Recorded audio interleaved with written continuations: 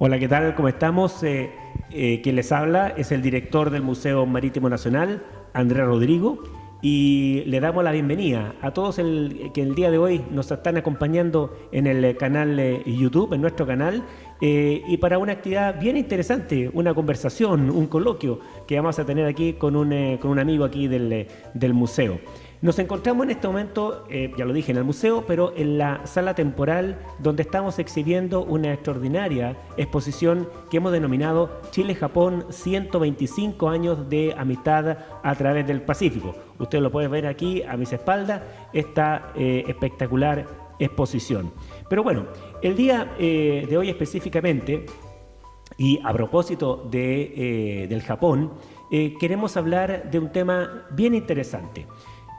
Nosotros lo que hacemos acá es que hacemos actividades, talleres, seminarios, unas conversaciones específicas cuando tenemos una exposición de esta naturaleza y vamos desarrollando entonces el tema de la sala, el tema de lo que estamos exhibiendo mediante varias actividades. Y en este contexto, el día de hoy entonces tenemos aquí un amigo y vamos a hablar sobre el tema Wabi Sabi, entre otros. Pero antes que nada voy entonces a dar la bienvenida a José Pablo Guajardo, que en el día de hoy nos acompaña. Y ¿cómo llegaste, José Pablo? ¿Bien? ¿Cómo estamos? Hola, ¿cómo están? Espero que todo esté muy bien. Bien, me costó llegar un poquito. Cerro Artillería, tú sabes, de repente la micro, entonces el auto. tenía como en mi inconsciente de que aún estaba funcionando el ascensor. El ascensor, exactamente. Claro, y entonces el ascensor no funciona hace un par de años. Entonces Así ahí es. yo me confundí, entonces, bueno, tuve que bajar. Yo vengo desde el interior, desde La Cruz. Tuve que bajarme la aduana y ahí tomar locomoción hacia arriba. Ah, y hay una escalerilla, sí. La escalerilla, claro, también. Pero yo hay que tener buena condición física y la idea es llegar no tan agotado. Sí, no, a mí me gusta mucho el movimiento, pero bueno, comprenderá, no quería llegar sucio ni nada por el estilo. Un accidente puede ocurrir en cualquier lugar. Exactamente, así que te damos la bienvenida, José Pablo. Para nosotros es una alegría que estés con nosotros y voy a aprovechar de inmediato a leer tu currículum. Traté de reducir tus competencias, tus habilidades, porque realmente son muchas. Y bueno, José Pablo es licenciado en Historia, titulado en Pedagogía en Historia y Ciencias Sociales de la Universidad de Valparaíso. Además, es diplomado en Cultura y Pensamiento en Culturas Asiáticas de la Pontificia Universidad Católica de Chile, diplomado en Estudios Chinos, y además es miembro de Japonistas Chiles, que ya vamos a conversar de los japonistas, y coautor en Japonistas Libro, Sociedad y Costumbres del Japón. Así que nuevamente, bienvenido, José Pablo. Y yo creo que lo primero, y antes de adentrarnos en el tema que nos convoca, es un poco saber, porque aquí yo veo un currículo, pero extraordinariamente muy asociado, ¿cierto?, a lo que es el estudio del Asia. Bueno, vamos a hablar de Japón, pero del Asia en general. Y te quería preguntar, José Pablo, ¿cómo llegaste a esta expertise, a este conocimiento que lo hemos leído, ¿cierto? ¿Cómo sufriste una motivación desde muy niño o fue algo que fuiste descubriendo ya de adulto y que te vemos que eres un experto en la materia? La verdad es que yo desde niño que tengo recuerdos de mi gusto hacia China, hacia Japón, hacia el Asia en general. Más que nada China desde niño. Y entonces no he podido establecer el génesis de este gusto. Porque es algo, por así llamarlo, endógeno. Como un ADN. Exacto, como una forma de ADN, porque Claro. yo desde niño que tengo recuerdos de mi gusto hacia lo asiático, hacia lo chino principalmente. Yo desarrollé desde muy niño un gusto completo hacia la cultura china. Un gusto que era bastante particular, al menos en esa época, porque a muy poca gente del entorno le agradaban las cosas asiáticas, la verdad. Y entonces, posteriormente, ya de preadolescente, integré mi gusto por Japón.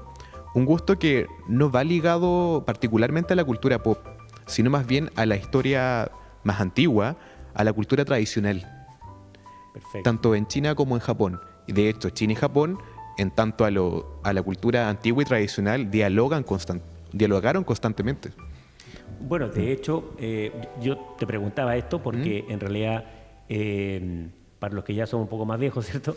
El tema del Japón también lo tenemos ligado a todo lo que es los animes, los dibujos animados, ¿cierto? Exacto, sí. Yo me acuerdo que en la época, claro, inclusive vime a Heidi, digamos, hecho por japoneses, ¿no? Estamos hablando, yo que era chico.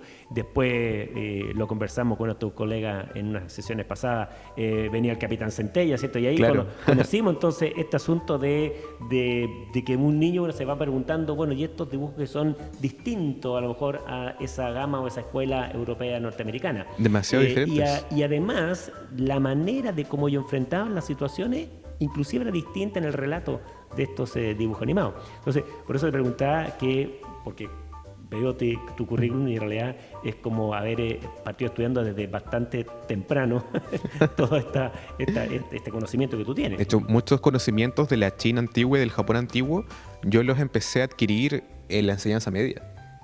De hecho, y los llevé conmigo, bueno, enseñanza básica y media, y los llevé conmigo hasta mi enseñanza universitaria, justamente. Perfecto. De hecho, en la universidad, pocas veces se tocó el tema asiático. Bueno, una excelente formación recibí yo en la universidad, pero fue más enfocado a los estudios latinoamericanos justamente y al occidente. Y entonces, siempre la parte asiática yo tuve que ir forjándola mediante la autoformación. Yo mismo buscar referentes bibliográficos, personas, historiadores, arqueólogos, antropólogos que trataran el Asia como tal, justamente desde la autoformación y también dialogando con otras personas interesadas en el tema del Asia, que fui conociendo en el tiempo, como los mismos japonistas Chile.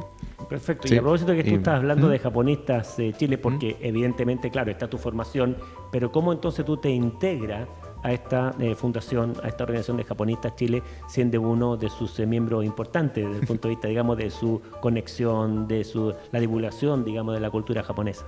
Claro, mire, yo llegué a Japonistas Chile en el año 2018, cuando ya Japonistas era una asociación, porque partió siendo asociación y ahora ya lleva el título de fundación. Ya justamente ha ido creciendo en el tiempo y yo llegué a Paulo el año 2018, justamente en el marco de la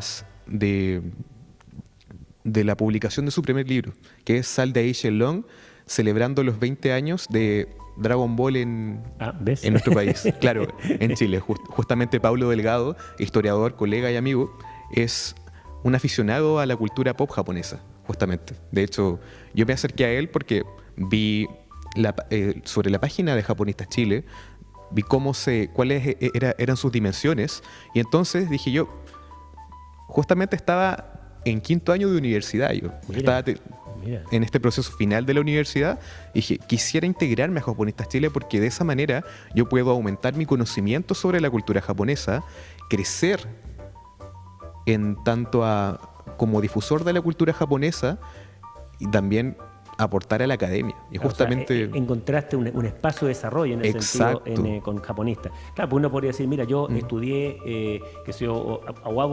estudié, digamos, temas del Asia, del Japón, pero uno podría decir, bueno, sí, yo voy a estudiar porque quiero hacer tal cosa, porque quiero desempeñarme, que sé yo, en una gerencia de algo, pero aquí fue más bien por un tema personal, digamos, de desarrollo, inclusive hasta espiritual, podría decir. Exacto, de todas maneras, porque yo necesitaba ese vínculo con Asia que justamente no lo encontré en la universidad, pero sí lo encontré externamente.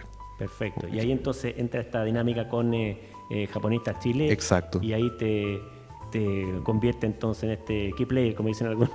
Claro, y es una experiencia hasta el día de hoy que soy miembro de Japonistas Chile, es una experiencia, ha sido y es una experiencia bastante enriquecedora, porque yo tengo, mis conocimientos abarcan lo que es la cultura antigua japonesa, la historia japonesa, y entonces Japonistas está conformada por distintos profesionales que abarcan áreas diversas, y entonces nos hemos ido nutriendo en lo que respecta a conocimiento de Japón. Perfecto, muy bien. Cosas que yo no manejaba de Japón, ahora las manejo. Claro, ahí Gracias se a genera japonistas. esta sinergia, digamos, de Exacto. conocimiento y de desarrollo también de ciertas competencias. Una suerte de retroalimentación constante. Todos aprendemos de todos. Así que entonces le mandamos un saludo fuerte Un ahí a saludo todos los a- japonistas y que también son grandes colaboradores de nosotros y de esta propia exposición que nos ha ayudado a nosotros en desarrollar estos talleres, estas actividades que nos ha ido muy bien. Así que un gran saludo y un gran abrazo ahí a Japonistas Chile. A todos mis colegas japonistas. A propósito del Japón, bueno, a mí me ha tocado visitar en varias oportunidades el Japón, ya algunos años atrás. Y ahí yo me acuerdo que, aparte de la grata sensación digamos, de percibir el Japón, ¿cierto? Se mezclaban cosas como bien interesantes. Por ejemplo, yo visitaba a Tokio, muy moderno siempre, con luz en la noche, maravilloso.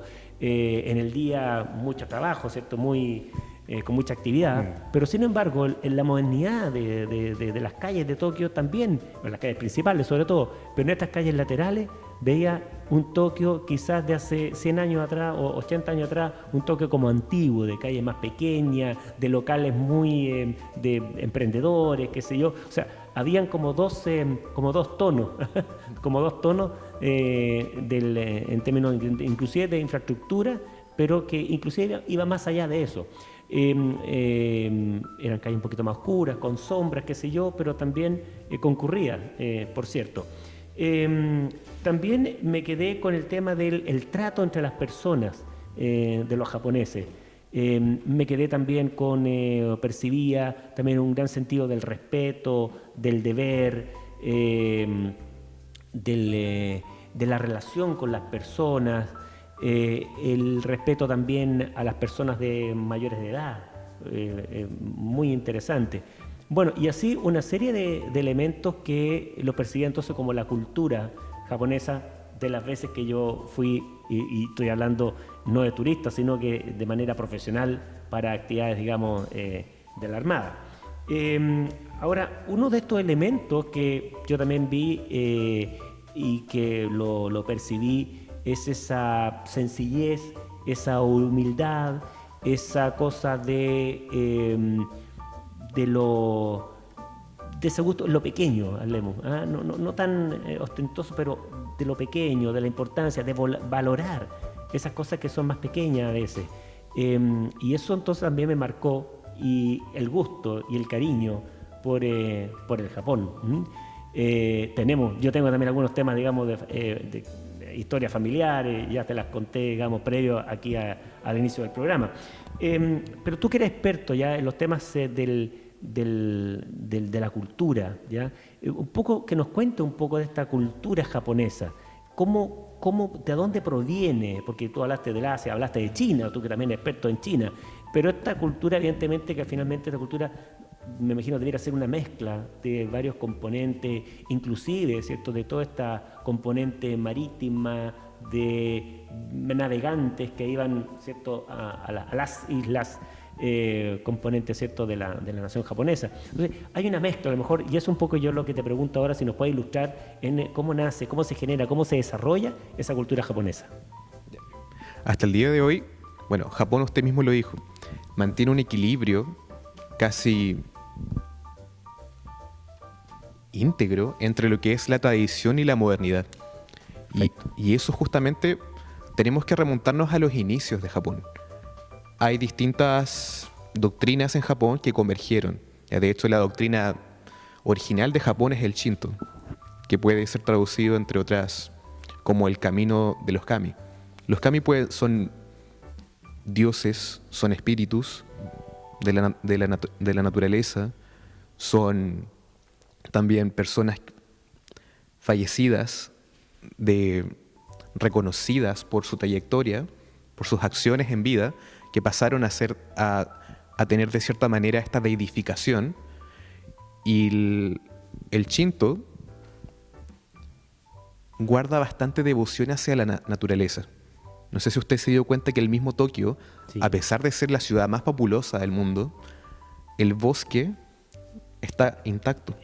Está la gran urbe, la gran ciudad, y el bosque a unos kilómetros intacto. Por lo mismo, porque está ese respeto, los jardines, claro, respeto hacia lo natural. No obstante, también otras doctrinas llegan a Japón. El caso del taoísmo, proveniente de China, y el budismo, proveniente de India, que llegó justamente a Japón a través de Corea.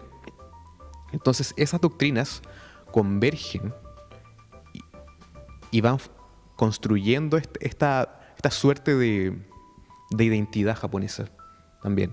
También el confucianismo, que ya nos vamos a meter en una doctrina ya más bien moral, Claro. pero esas tres doctrinas justamente que le había comentado, el Shinto, el budismo y el taoísmo, repercuten fuertemente en el sentido más bien de lo estético en Japón. Y eso a lo mejor... Y eso atañe también la espiritualidad de los japoneses. Exactamente, Sí. esa es un poco la pregunta. O sea, ahí va la parte de la espiritual. Claro. Incluso lo vemos en la ceremonia Ujú. muchas veces. Pero ahí estamos, como quien dice, ese cimiento cultural, como digo yo, del Japón o de los japoneses. Pero también, si yo veo, porque me tocó, digamos, verlo, ese Japón de la actualidad, que a lo mejor tiene una inyección quizás cultural más extranjera, más del occidente. Entonces, ¿cómo se ha conjugado eso en los japoneses, en el Japón? Acordémonos, hay una influencia posguerra importante. Y cómo eso ha conciliado y cómo trata, porque no sé si no creo que haya una pugna, pero tiene que haber algo, yo creo, entre eso bastante más antiguo que es el ADN, ¿cierto?, cultural japonés, y con estas nuevas corrientes que podría generar a lo mejor algún tipo de desbalance, no sé. Bueno, quizás, igual puede ser hay que integrar bastantes disciplinas para quizás dar una explicación contundente sobre eso, pero me gusta más bien la idea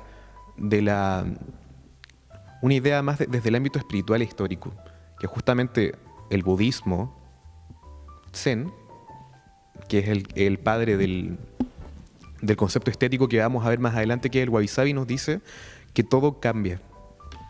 Hay justamente elementos de continuidad de cambio siempre en la sociedad, y entonces justamente Japón preserva las tradiciones, pero sin embargo no se resiste al cambio, que es lo natural, la base de todo. Perfecto. Y justamente, ¿qué ocurre? Japón conserva esta cultura de la devoción hacia la naturaleza, considerando sus raíces, su tradición, su arquitectura, su arte tradicional, pero bajo esta misma dinámica del cambio, que la modernidad es una realidad a la cual no se puede escapar y tampoco se puede ir en contra de ese cambio. Y entonces de esa manera se concilia lo más antiguo con lo más actual. En las nuevas generaciones quizás pueden haber una serie de conflictos y problemáticas, pero sin embargo, justamente el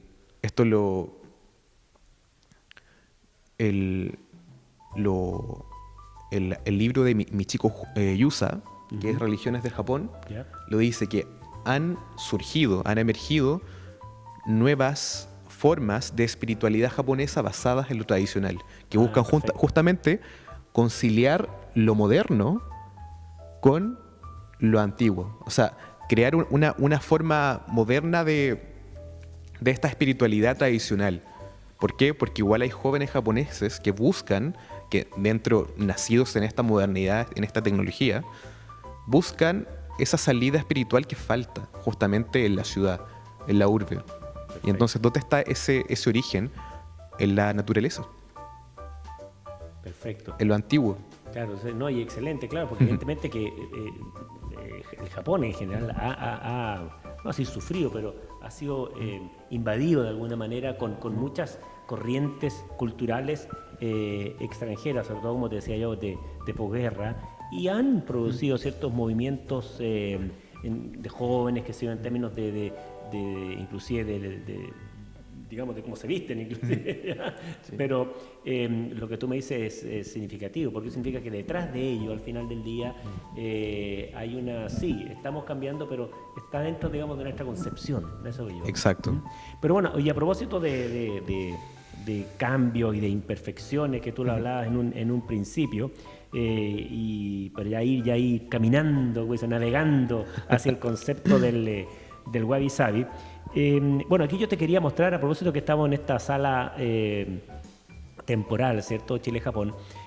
Aquí tenemos un sinnúmero de objetos. Previamente ya vimos algunos antes de tu llegada. Pero, por ejemplo, tenemos aquí especie como de plato sopero, por decir, que está con bastantes imperfecciones, está roto. Esto es una pieza que perteneció al blindado Blanco Encalada, ¿ya?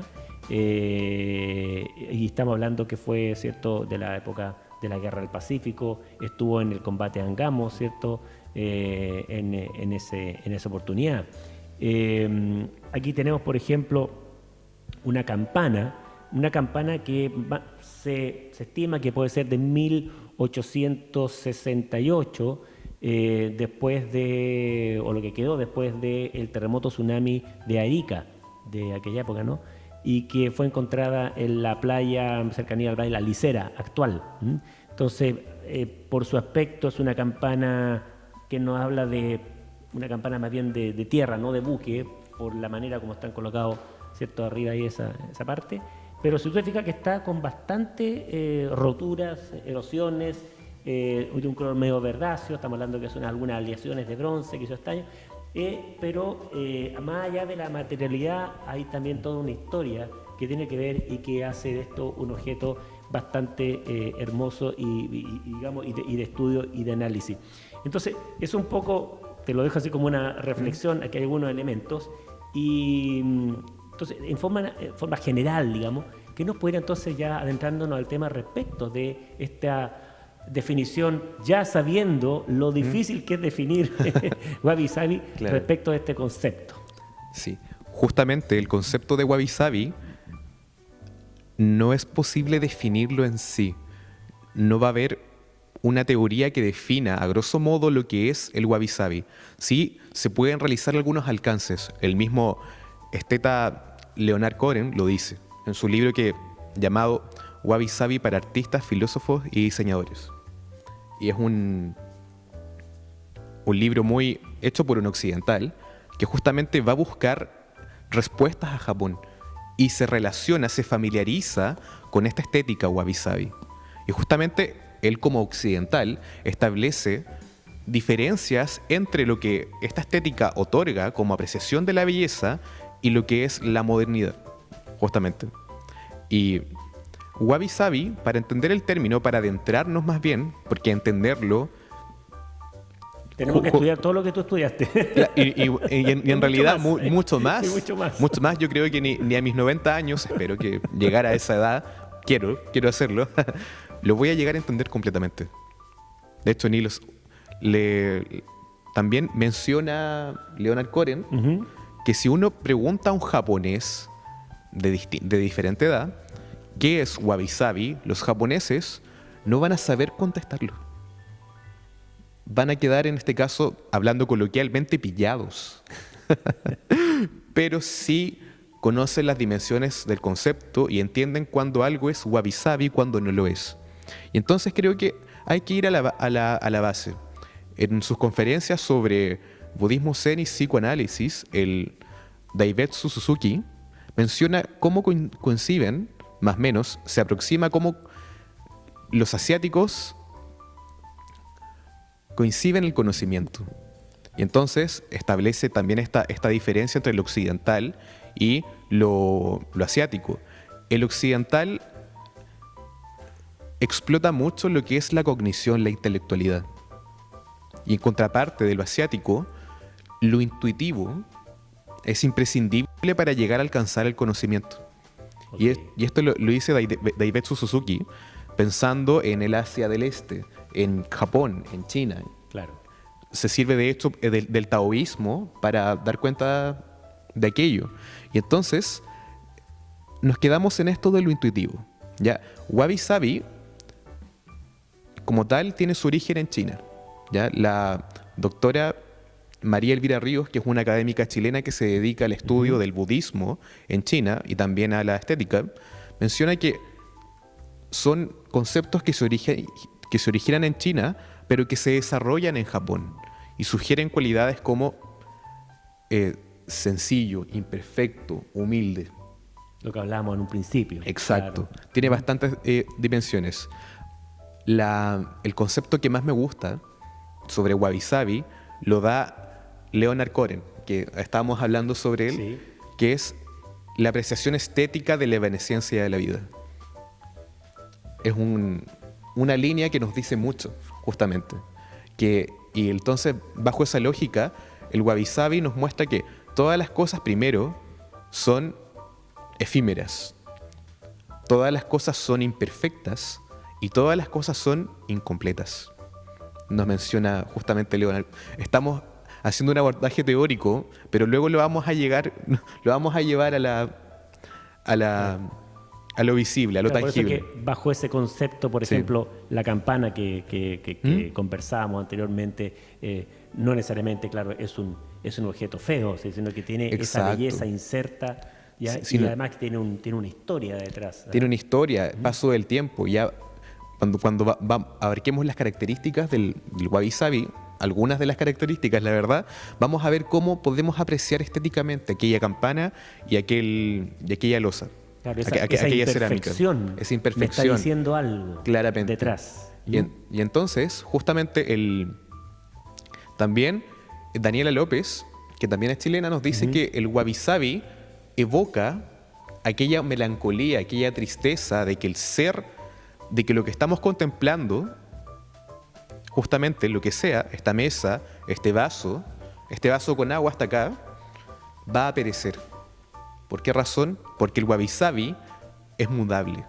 Se basa en la mutabilidad, porque todo cambia. El cambio es imprescindible para entender la estética wabi-sabi. Y desde el punto de vista conceptual, de que estamos buscando una aproximación claro. al wabi-sabi, pero desde el punto de vista conceptual, que si bien el japonés, inclusive a él le cuesta definir lo que sé yo, quizás lo percibe más que lo define, o sea, es una especie de un sentimiento, ¿eh? Pero esta cultura, esta filosofía, esta estética, en realidad, wabi-sabi,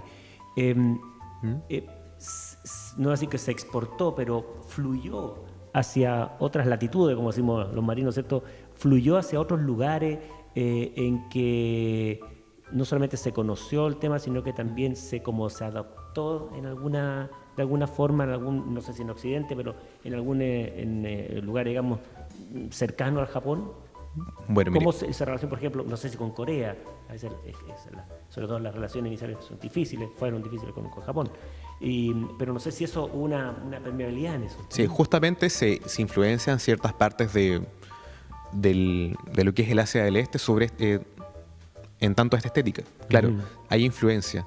Salvo en China hay como un choque histórico, más bien, respecto a estas dos estéticas, que ya vamos a explicarlo, pero claro, se influencian tanto a Occidente, bueno, el occidental en su afán, que mencionaba Daivetsu Suzuki, traduce el wabi-sabi como lo rústico. Perfecto. Y se reduce a eso simplemente. O sea, también lo tiene sus connotaciones. Exacto, lo rústico. Y de hecho, cuando un occidental se refiere a wabi-sabi, lo reduce justamente, porque Occidente es muy bueno para reducir. Claro. Es muy bueno en este afán intelectual, es muy bueno para reducir el concepto. Claro, esta inmediatez. Exacto, claro. Inmediatez. Y se impone como la belleza de la imperfección. Esa es la dimensión que más le gusta a Occidente, como belleza de las cosas imperfectas, belleza de las cosas rotas, siendo que el wabi-sabi es mucho más amplio.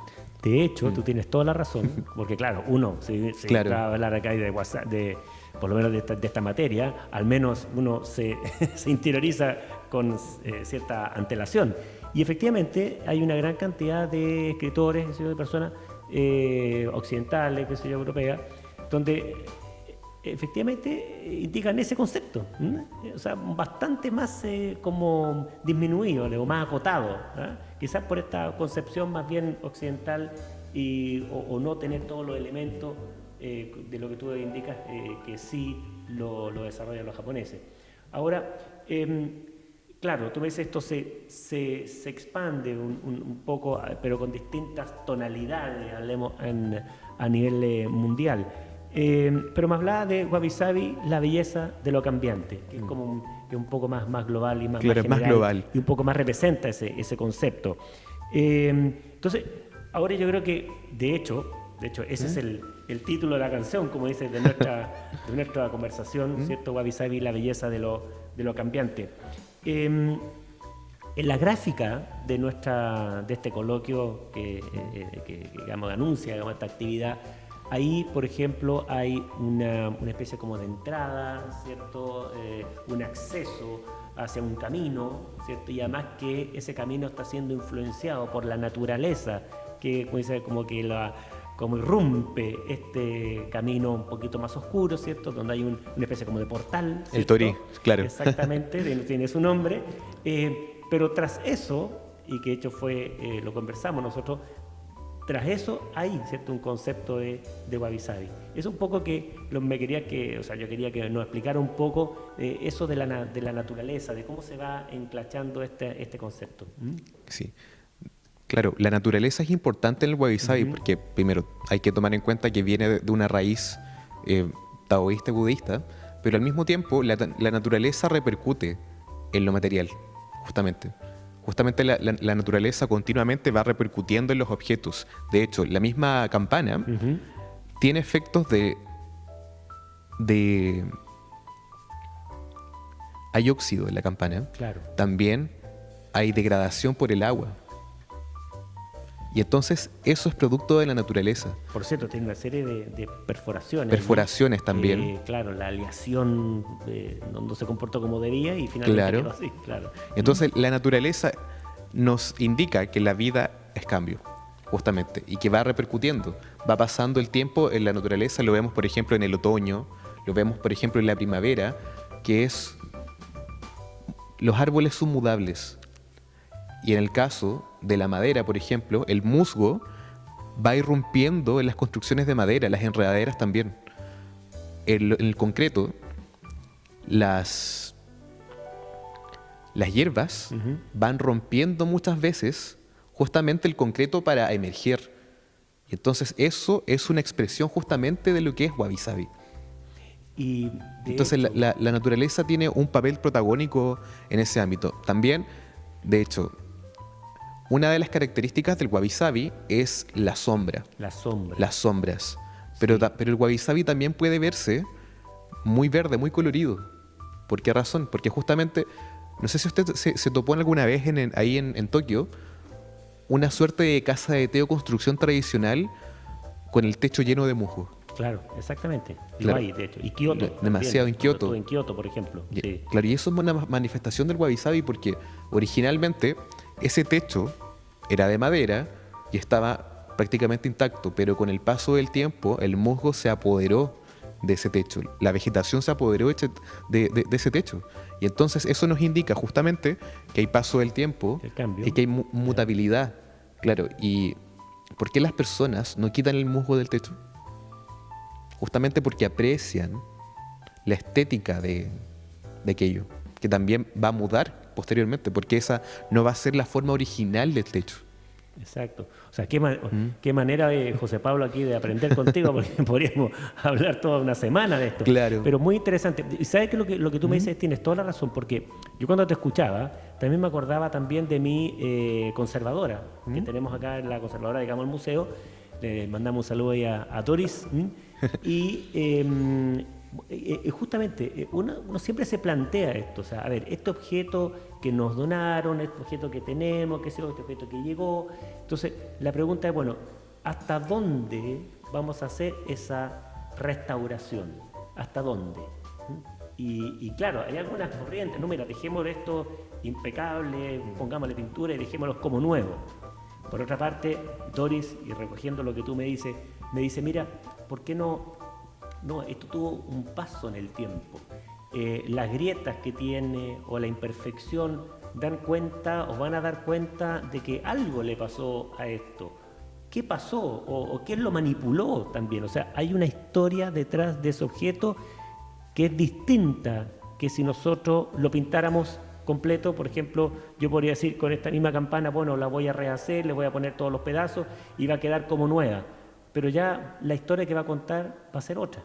De tal forma que cuando uno mira esta campana, detrás, la persona cuando la observa dice, mira, esta campana parece que estuvo en el agua. Esta campana parece que al menos tiene unos 100 y tantos años. Esta campana parece que algo le pasó. Es una campana que está en tierra, no en un buque. Bueno, Pero eso lo vamos a poder determinar a contar de esas rajaduras, como digo yo, de esa vivencia o de esa, ¿cómo se llama?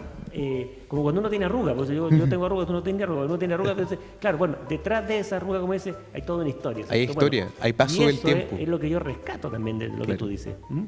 Que es lo que indica entonces, y eso se da mucho, yo creo que en los museos, hasta qué nivel voy a hacer esta restauración, esta conservación, qué sé yo, etcétera, porque a lo mejor no estaré invadiendo esa historia que está detrás. Son preguntas, digamos, que no siempre se hacen. Así que también tú hablabas de la sombra, y eso me pareció súper interesante. Aquí nosotros, por ejemplo, aquí en estas vitrinas, hay todo un juego que uno hace con el tema de la sombra. No sé si me gustaría que nos explayara un poco más Sí. el tema de la sombra, la luz, ese juego de luz, de oscuridad y luz, digamos. Sí. Justamente el autor Junichiro Tanizaki, en su libro El elogio de la sombra, da cuenta de el gusto que tienen los japoneses por la sombra. ¿Y de qué manera? Ellos, Junichiro, lo dice en su texto, que al haber sombras, juego de luz y sombra, el objeto puede apreciarse estéticamente mejor. ¿Por qué? Porque uno es consciente de los contornos, de las profundidades, de las imperfecciones. En el caso de las lacas y las cerámicas japonesas, muchas son porosas. Hay muchos tipos de cerámica y lacas que son porosas. Y entonces, al hacer juego de luz y sombra, se ve cada detalle de la laca y eso permite una mayor apreciación estética. Y Justamente. creo que artísticamente también, por ejemplo, bueno, aquí nosotros pusimos las luces especiales para efectos Sí. del programa, pero normalmente esta sala no es tan iluminada y jugamos con las luces que están ahí detrás, porque inclusive los colores, aquí tenemos atrás telares, qué sé yo, tienen otra mirada, o sea, se ven distintos, se aprecian mejor.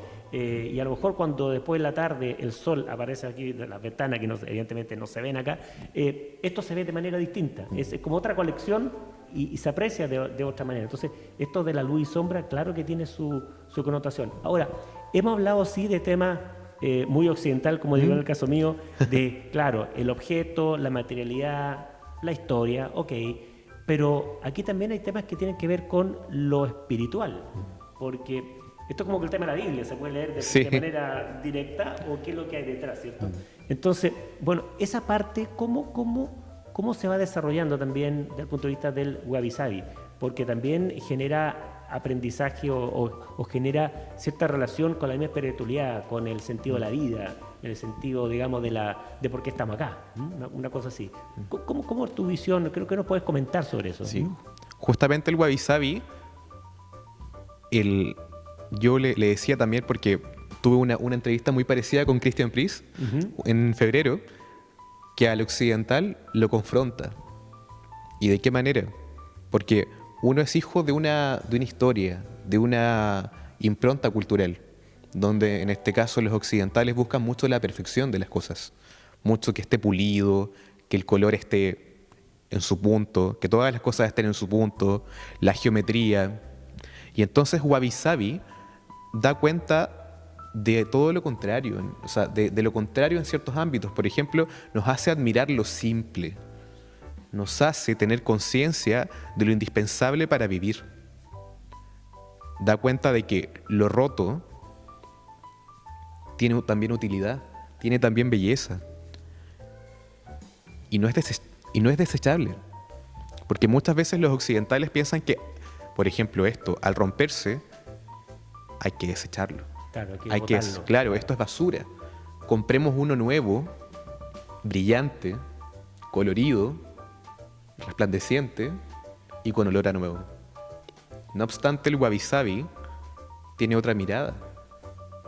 El wabi-sabi nos insta a hallar lo bello donde la sociedad, donde nuestra historia de vida nos ha hecho entender que está lo malo. A aprender, a ver, buscar lo sencillo. Porque una de las características del wabi-sabi, en tanto a lo material y también a lo espiritual, es la sencillez de las cosas. Y Mira, lo que tú estás diciendo, pues hoy día estamos aprendiendo tanto, lo que tú estás diciendo, y mientras tú hablas, yo así como que uno se acuerda, fíjate, de nuestros abuelos. Porque cuando a ti ahora se te rompe, por ejemplo, un vaso, tú llegas y lo botas. O una taza bonita, Claro. una taza bonita, da lo mismo, y lo boto y me compro, voy al supermercado y me compro otra. ¿Qué es lo que hacían nuestros abuelos? Se le rompía su taza, que ya tenía como 40 años, y la pegaba. ¿Ah? Mi abuelita me acuerdo que pegaba toda la... Entonces, claro, bueno, ¿por qué? No, que me trae recuerdos, me trae evidencia, se ve bien igual, dejémoslo acá. Entonces, eso cobra sentido lo que tú estás diciendo. Cobra mucho sentido y de hecho en Japón, en el arte tradicional japonés, surgió aproximadamente en el siglo XV después de Cristo la técnica del kitsugi, que también tiene su origen en China. Perfecto. ¿Y qué es el kitsugi? Es una forma de reparación de cerámicas que consta en pegar justamente la cerámica, pero pegarla con un material llamado resina de oro. Pegarla y luego pintarla con resina de oro. Como para destacar el... Exacto, para destacar que esto se rompió y que por el objeto pasó el tiempo. Es decir, las grietas que dejan, en este caso el accidente por el cual pasó el objeto, se destacan con oro para dar cuenta, mire, por aquí pasó el tiempo, se rompió esto, pero sin embargo se está reutilizando. ¿Por qué razón? Porque su figura original, entre comillas, digámoslo así, perfecta, Claro. fue mutable. No fue su forma original. ¿Ya? Porque, y ahí vamos a la dimensión del wabi-sabi como algo incompleto. ¿Incompleto en qué ámbito?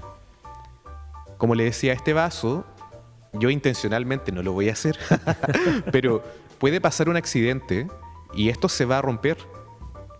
Por lo tanto, esta no es la forma original del vaso. Es solamente una forma temporal. Porque no sabemos el futuro de este vaso. No sabemos si este vaso va a romperse, va a trizarse. O bien, en el caso de que, supongamos que se les echan lacas de colores a este vaso. Se intenta, alguien le da su toque artístico y le echa lacas de colores. ¿Va a quedar lleno de lacas de colores este vaso? ¿Va a servir para tomar agua? Sí. ¿Se va a romper? No. Pero esta forma de vaso transparente no va a ser la forma original del vaso. No hay originalidad en ese caso porque todo es mudable. Perfecto. Todo está en constante mutación. Y ahora, a propósito del vaso, ¿Sí? y de estos ejemplos que uno, cuando conversamos estos temas y te escuchaba a ti, uno se acuerda así de los abuelos, los bisabuelos, qué sé yo, uno. Entonces, ¿cómo se comporta en la interpretación, en la práctica, en el aprendizaje del wabi-sabi, sobre todo quizás en Occidente, respecto de la edad? O sea, si uno podría decir como wabi-sabi y la edad, así. ¿Cómo? Porque yo creo que a lo mejor, porque cuando uno se va poniendo más viejo, ¿cierto? Como dicen, uno se va fijando en cosas que a lo mejor son mucho más sencillas, o valora cosas que a lo mejor un joven mira y le da lo mismo. A veces hemos tenido acá varias delegaciones de japoneses acá, y antes de entrar, fíjate que ellos sacan fotos afuera. ¿Y a qué es lo que sacan fotos? A una florcita, no sé, al insecto que está arriba de una planta, o a una abeja, qué sé yo, con un zoom de 500 metros, pero preocupados de cosas. Y uno dice, oye, los japoneses sacan fotos a todo, sí, pero se fijan en eso, o sea, valoran esa cosa pequeña. Entonces, por eso es que bien interesante y un poco el comentario, ¿cómo se va a generar? O sea, hay ese aprendizaje con la edad. ¿Cómo lo ves tú? ¿Puedo hacer una parte? Sí, claro. Ya. Justamente usted leyó mi currículum, de que yo me estoy constantemente formando en el Asia y al día de hoy me sigo formando. Estoy estudiando el diplomado en educación de los sentimientos de la Fundación Moa Japón Internacional, que también me gustaría darles un saludo. ¿Y tú a duermes todos. porque con ese currículo? Trato de dormir, justamente. También estoy aprendiendo mandarín y trabajo en 2 lugares, Dios imagínense. mío. Trato de dormir. Pero quería darles un saludo porque justamente ese diplomado trata sobre cultura japonesa, sobre cultura andina, indígena, y está pensado desde la educación de los sentimientos y desde la experiencia estética. Y justamente uno de los hábitos japoneses es la experiencia estética. Lo tienen de cierta manera adherido. Y esa experiencia estética la vinculan fuertemente ya sea con los objetos wabi-sabi, Claro. con las obras de arte, pero con la naturaleza. La naturaleza, claro. Y justamente la naturaleza, científicamente comprobado está, de que genera bienestar, el vínculo con la naturaleza, apreciar la belleza, apreciar los pequeños detalles de las cosas, ya sean naturales o artísticos. Eso es parte también de la identidad japonesa. Y los japoneses lo valoran bastante, de hecho. Y también eso ya trasciende las edades. Trasciende las edades cierto. porque es parte de hecho, los jardines japoneses, de hecho, los espacios verdes en Japón son muy valorados Sí, también. No. Y Bueno, los jardines imperiales, ¿te acuerdas? los jardines imperiales, Claro, justamente. Claro.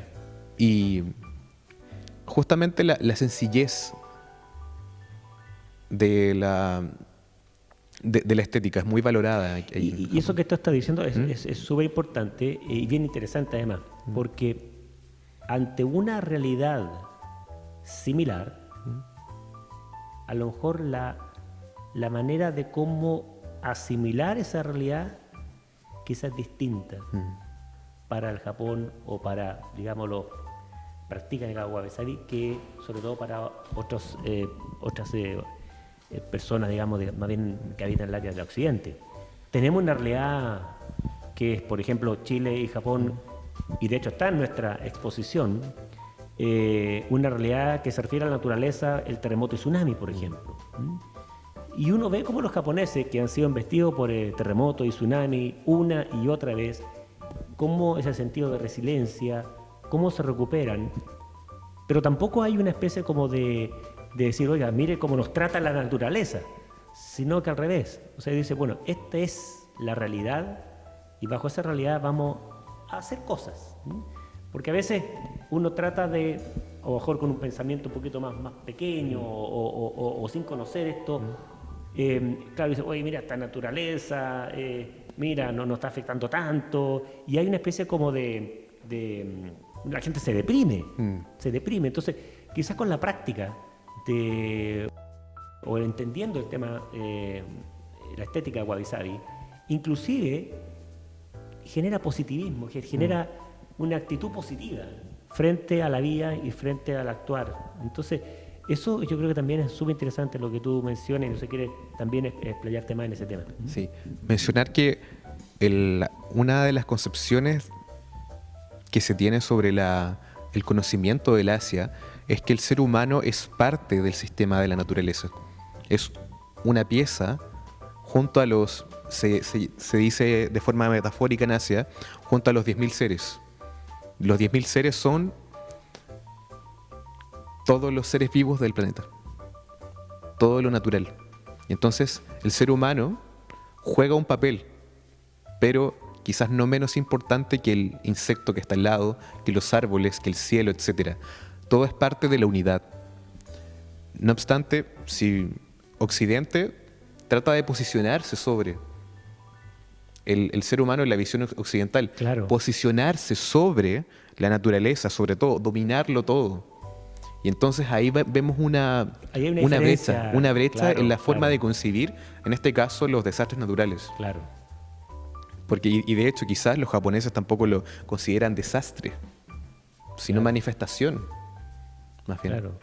Entonces, claro, uno ve esa brecha que tú bien dices, y de cómo se enfrenta esa brecha inclusive. Y yo creo, claro, como te decía, yo creo que y esa brecha hace que inclusive nosotros, o digamos, lo que es un concepto más occidental, ¿cierto?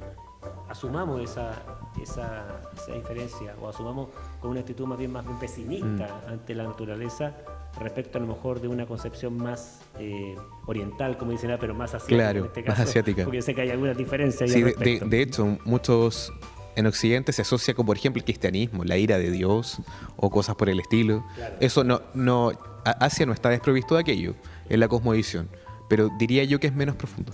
Sí, de hecho lo vimos aquí con Javiera, una de tus colegas ahí en Japonista, donde desarrollamos el tema aquí justamente en esta misma sala, los temas de la mitología, la naturaleza, los seres, los dioses, qué sé yo. Pero detrás de eso, ahora ahí entiendo, ahora entiendo lo que me decía Javiera, que también una experta en el tema de mitología, y cómo se enfrenta, cómo se interpreta, ¿cierto?, la naturaleza, que somos parte de ese sistema y no que, como un poco que el sistema trabaja para nosotros, ¿verdad? Exacto.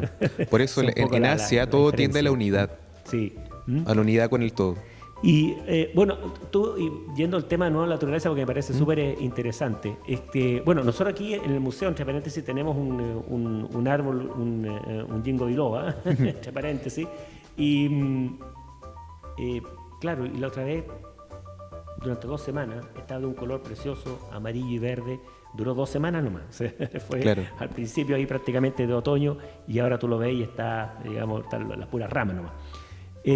Fueron, ¿cierto?, 2 semanas donde era una maravilla, y debe pasar, y pasa lo mismo, de hecho, con los cerezos en flor, ¿cierto?, en todo el Japón, que de hecho se hace toda una festividad, no sé el nombre técnico en japonés, pero se hace Sakura. toda una actividad. Exacto. El hanami, el festival es llamado hanami, Claro. pero la flor del cerezo es sakura. Perfecto, siempre aquí se aprende todos los días acá. Y un poco, claro, y aquí es donde viene un poco la reflexión en que, claro, ese de disfrutar a lo mejor de ese momento. Porque a veces nosotros como dicen coloquialmente, nos hacemos caldo de cabeza y pensamos futuro y pensamos los próximos 30 años, y a veces nos olvidamos de ese momento, o de mirar al lado, de mirar a la familia, qué es lo que está pasando. Que la felicidad está en el presente. Y la felicidad está en el presente. Entonces, esa parte también creo que es interesante, no sé si te quieres explayar, y yo creo que ya estoy viendo la hora y me hacen señas varias, que estamos como en el me dicen, quedan minutos. Claro. Y si te quieres explayar de manera como hacer un corolario de todo lo que hemos conversado, que ha sido fascinante, entre paréntesis, porque hemos conversado toda la semana, pero ha sido fascinante, hemos aprendido mucho de ti, entre paréntesis, te lo agradezco mucho. Inclusive hemos, en el caso mío, me ha mejorado inclusive mi manera, ¿ya?, de a lo mejor inclusive de interpretar o de ver qué hacer o no hacer con este objeto que tengo frente, por ejemplo, lo que tenemos acá desde el punto de vista de la conservación, de la restauración en general. Así que te doy ahí el micrófono eso para que hagas un corolario o a las palabras finales, o qué te gustaría dejar con énfasis en esta conversación. Muchas gracias, miren. En este caso, el wabi-sabi, si bien una de sus características principales es que tiene una dimensión atmosférica, lo que implica que las cosas wabi-sabi se pueden ver y tocar, la naturaleza no escapa de aquello. ¿Por qué razón? Ginkgo biloba justamente es un árbol de índole caducifolio. ¿Y qué significa que sea un árbol caducifolio? Que muda la hoja durante la etapa de otoño. Y justamente todos los árboles caducifolios, el plátano oriental, el álamo, el sauce, el ginkgo, mudan su hoja y adquieren un follaje de colores cálidos. Y ese follaje de colores cálidos es hermoso. Precioso. Adorna las ciudades. Sin embargo, es solamente durante la estación otoñal, para pasar un invierno donde la hoja no va a existir en ese árbol. Pero eso mismo va a dar paso a una primavera donde todo va a ser verde. Y entonces podemos entenderlo bajo el wabi-sabi desde lo mudable. La flor de sakura, que de hecho la flor de sakura es de un género llamado el género prunus, donde está el durazno, el damasco, me parece que la almendra también, que el almendro, y todos florecen parecido, no Sí, igual, claro. pero parecido. Sí, algunos con flores tienen características rojas, similares, algunos sí. con flores blancas. Pero son también bellos, hermosos. Toda la gente le está sacando fotos en la temporada. Pero no dura, claro, no dura una o 2 semanas, claro, y ya la hoja se va cayendo y al árbol le empiezan a brotar hojas. Y entonces, según esta concepción de belleza perfecta de Occidente, el árbol va poniéndose como menos estético. Pero justamente la flor, que es lo bonito, va mudando, no es eterna. Y bajo esa lógica podemos aplicar el wabi-sabi a la naturaleza. De hecho, creo que siguiendo con el tema de la naturaleza, uno de los escenarios más propicios para apreciar estéticamente el wabi-sabi es el atardecer. Porque justamente se da el juego de sombras, esa luz natural que penetra en un objeto y hace que uno vea, según el Junichiro Tanizaki, las formas, las grietas, la porosidad del objeto. Y de hecho lo estamos viendo en esta época, ¿cierto? En que, ¿cierto? El atardecer, esa mezcla de luz y sombra, claro, lo rojizo, las nubes, ¿cierto? Y cómo se comportan ante la luz, que es totalmente distinta en época de verano, por ejemplo, o de primavera. Así que, mira, José Pablo, yo creo que hoy día nosotros hemos aprendido mucho.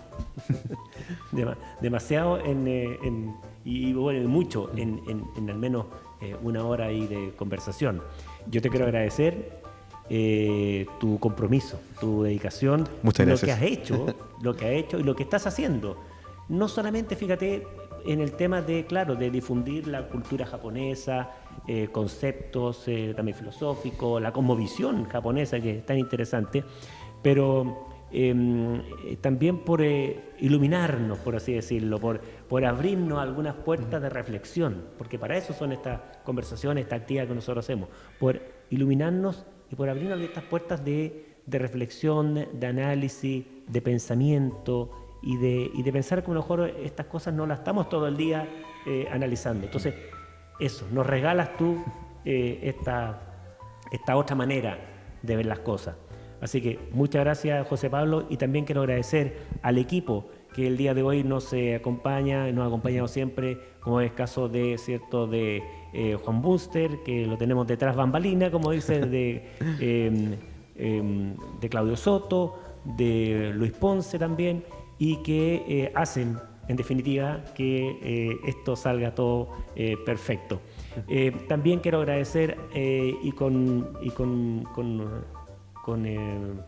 mucho agradecimiento a aquellas personas que nos siguen y que son nuestros followers aquí en nuestro canal YouTube, que están permanentemente apoyando nuestras actividades culturales como la que hemos tenido el día de hoy y que ha sido muy ilustradora. Así que yo te lo agradezco, José Pablo, nuevamente, y creo que entonces que será hasta una nueva oportunidad. Muchas gracias. Muchas gracias. Muy agradecido de poder estar acá, justamente.